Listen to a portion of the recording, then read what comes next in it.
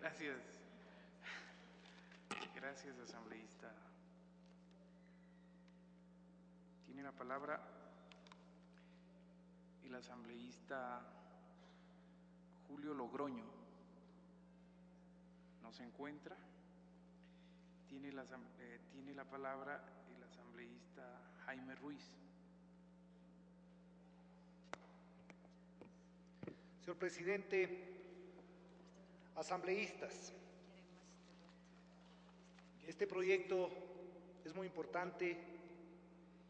Creo que con entereza la asambleísta Amanda Arboleda y la comisión lo han tomado, han insistido y ahora estamos en el debate importante.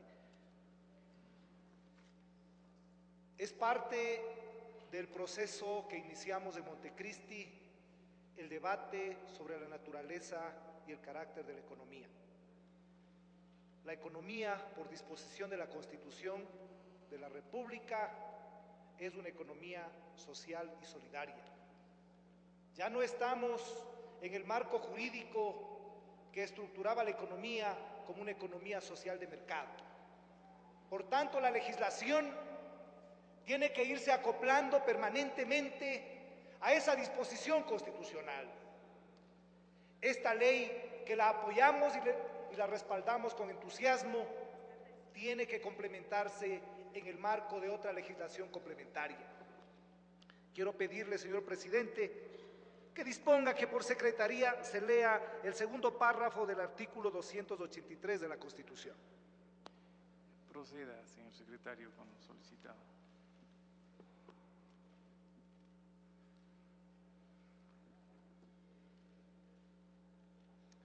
Artículo 283 de la Constitución, segundo párrafo.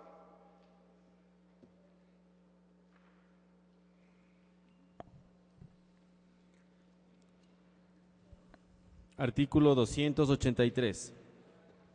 El sistema económico se integrará por las formas de organización económica pública, privada, mixta, popular y solidaria, y las demás que la Constitución determine.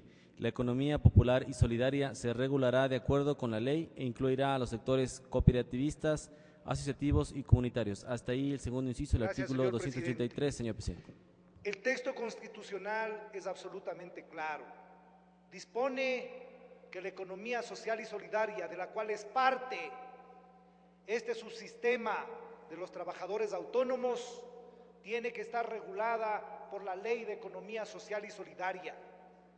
Yo quiero comprometer a este pleno que, haciendo un esfuerzo en este periodo de transición, entremos a conocer ese proyecto.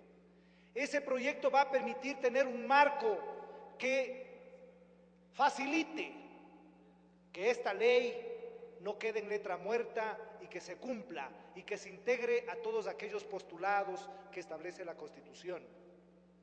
No se trata únicamente de lograr aquella reivindicación antigua de mucho tiempo de los trabajadores autónomos, del respeto a la dignidad humana, del respeto al trabajo. Decenas de años en Quito y en las principales ciudades del país, los trabajadores autónomos han levantado una bandera de lucha por la dignidad del trabajo y han sido un ejemplo vivo para el resto de la sociedad, porque ellos son precisamente la muestra de la crisis de una economía capitalista en caída, en crisis.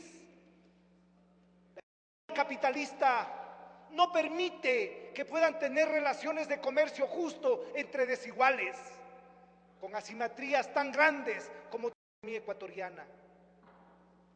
1 de cada 5 ecuatorianos pertenecen a este sector, 2.600.000 ecuatorianos. Yo pregunto, en este sector del comercio ecuatoriano, ¿cuántas son las familias y las personas que monopolizan el gran comercio del Ecuador y que incluso se han beneficiado de leyes elaboradas por nosotros? ¿Qué pasa con esos grupos que se han beneficiado de la ley, de la reforma a la ley de equidad tributaria, que con las restricciones a las importaciones tienen cupos preferentes? ¿Qué pasa con esos grandes abastecedores de los pequeños comerciantes que tienen ingresos superiores a los que tienen la media del ingreso per cápita en los países más desarrollados del mundo. Es decir, ingresos per cápita de cerca del $500,000, cuando el ingreso per cápita de esta población no llega a los 100 o $200 anuales. Esa realidad solo puede ser cambiada a través de lo que establece la Constitución, la nueva Ley de Economía Social y Solidaria, que involucre la incorporación a las actividades productivas, pero también el sistema de crédito y sobre todo el sistema tributario. No es posible que un pequeño comerciante tenga que establecer relaciones tributarias con el Estado, con las mismas leyes, con las mismas reglas que tiene los dueños de los grandes centros comerciales, los que se encuentran comerciando volúmenes mayoritarios. Deben tener una norma y otra norma distinta en el campo tributario, los que pertenecen a este subsistema. La Constitución así lo establece. Es necesario entonces complementar esta ley con las reformas o con el Código Tributario que tenga un tratamiento específico para el sector de la economía social y solidaria. También tenemos que dar el otro paso.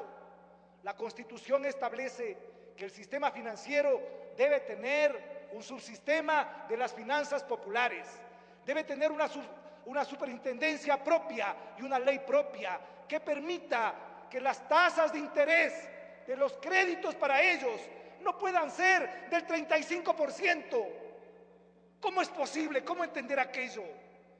Mientras el gran comerciante que les vende a ellos los productos va al banco y tiene tasas, obviamente, corporativas del 8 o 9%.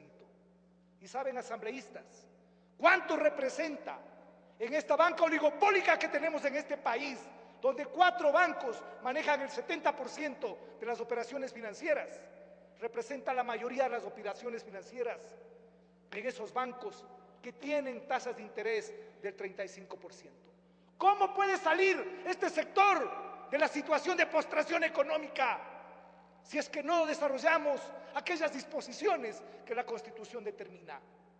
Creo que es necesario avanzar en el trámite de la economía social y solidaria. Algunos sectores ya han trabajado en ella.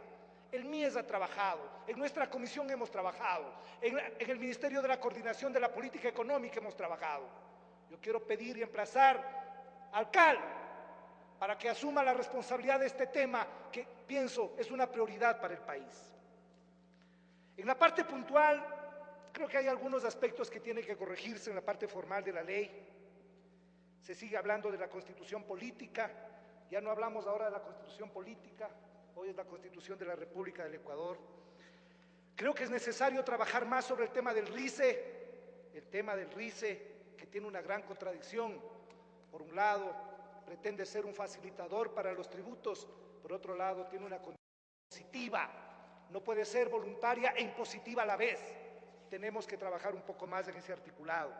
Voy a presentar, señor presidente, en secretaría algunas observaciones, pero creo que lo fundamental es que pensemos que con una ley que a lo mejor queda desarticulada del conjunto de la legislación, probablemente no damos los pasos que necesita toda esa población, esos 2,5 millones de ecuatorianos, que además del respeto a la dignidad del trabajo, necesitan incorporarse definitivamente a este modelo de economía que se pretende imponer en el Ecuador y en algunos países, el modelo de la demanda efectiva, el modelo en donde el Estado es el facilitador, es el apalancador de aquellos sectores que la sociedad de la economía capitalista no les ha permitido.